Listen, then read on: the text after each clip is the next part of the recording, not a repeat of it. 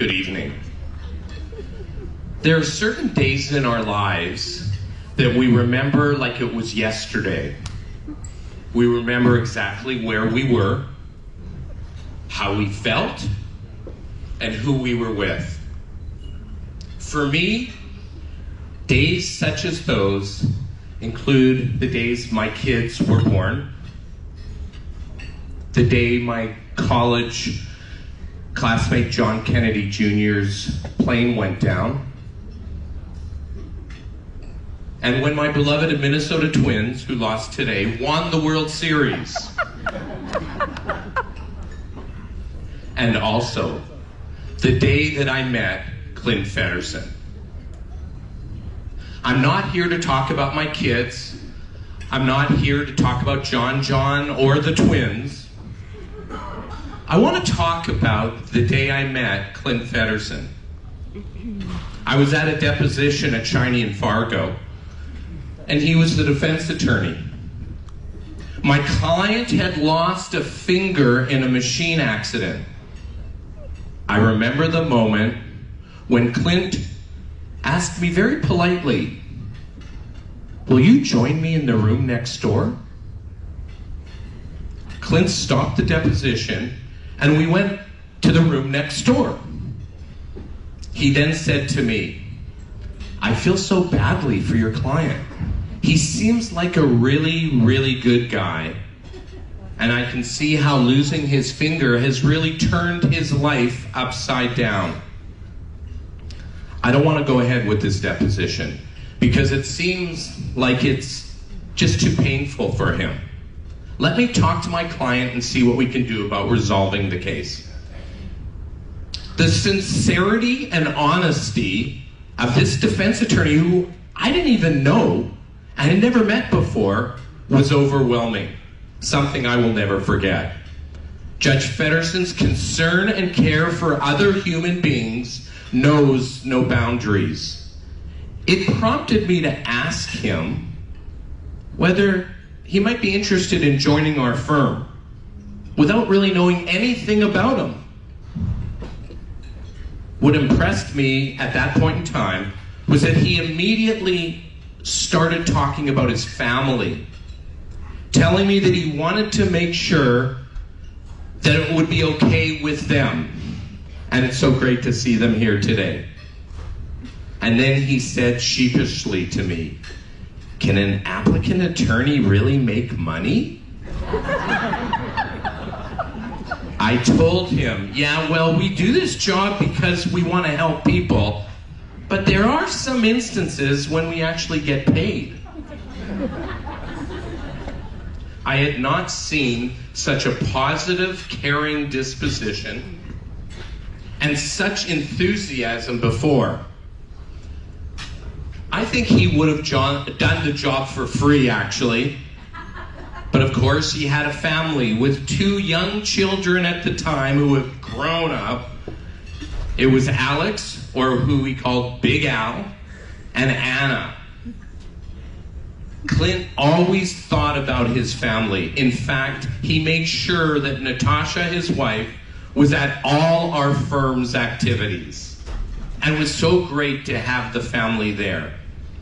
When he joined our firm, at the time called the law firm of Kenneth Rowen, our founder, Kenneth Rowen, had just recently passed away.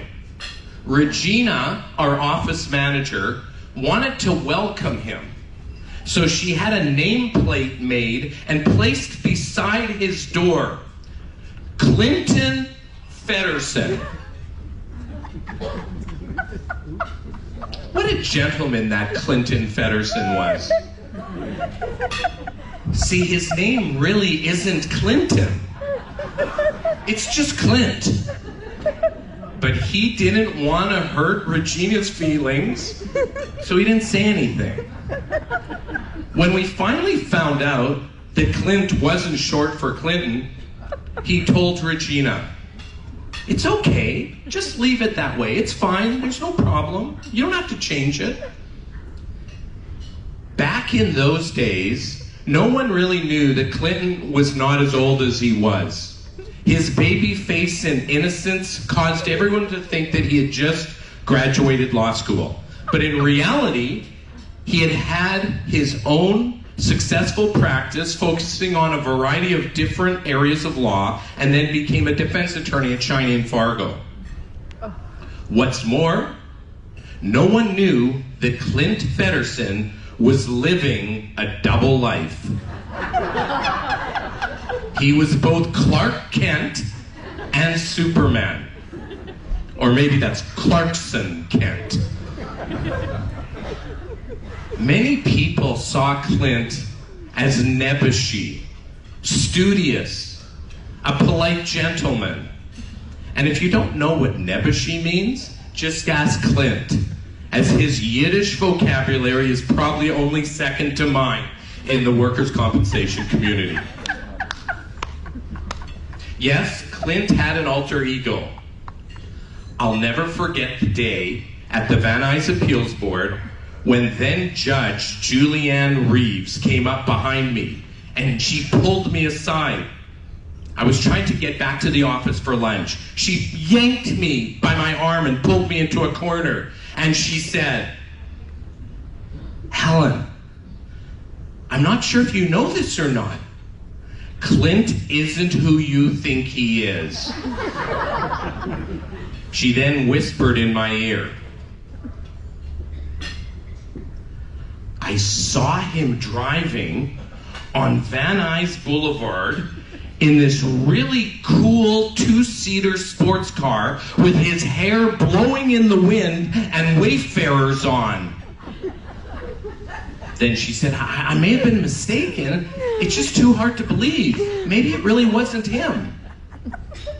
I calmed her down and said, "Judge Reeves, you didn't know that Clint is a rock star?" Yes, Clint is a rock star. I've been to many of his gigs, but always remember one years ago in Hollywood when he was playing with the Armenian space station. Man, after that show, my hearing has never been the same. I thought about filing a workers' comp case for hearing loss, since I was arguably engaged in work activities. But I figured the WPI for hearing just wasn't worth it. As most people know, Clint Feddersen is an accomplished musician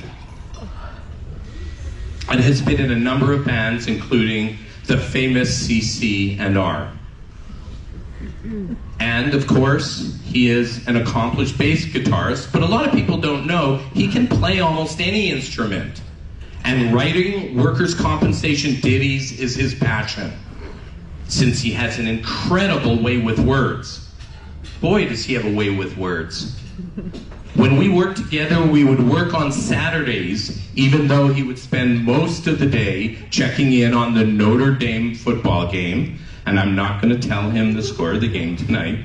He can look later. But that's what he did. He always checked in on Notre Dame football.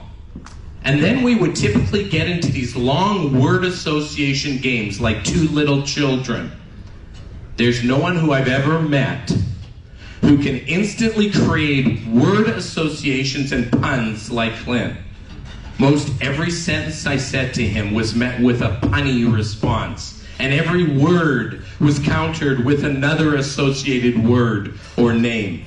His breadth and scope of knowledge, associating words and names to historical facts, to sports references, to science, to cultural events, and of course to music, no end.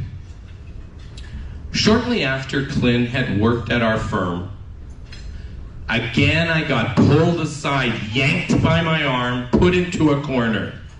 This time it was a Russian doctor.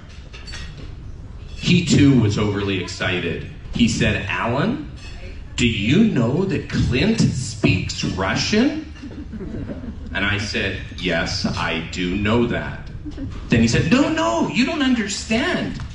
He speaks Russian with a better accent than native Russians do.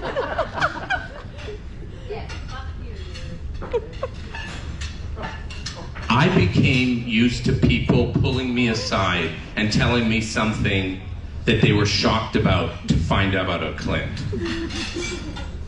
But no one is shocked that Judge Feddersen has been named Judge of the Year by Latino Comp. He exemplifies and personifies the consummate judge with his extraordinary intellect, unparalleled knowledge of law, calm demeanor, engaging personality, and compassion for all human beings, whether on the applicant side or the defense side. He can always find the good in people. He is a judge who is not judgmental. There is no one who does not appreciate Clint Feddersen and his sense of humanity. We're about to hear Clint speak, and I can tell you that I can remember the first time he spoke at a workers' compensation event. Not knowing what to expect, I wondered whether Clint would be on such a different level that people would be bored to tears. No, not Clint. He quickly established himself as one of the most eloquent, engaging speakers in our community, with a great sense of humor and an easygoing delivery. Before long, he was in demand for speaking engagements just about everywhere. It is such an honor and such a privilege that I am able to introduce Latino Comp Judge of the Year, Clinton Feddersen.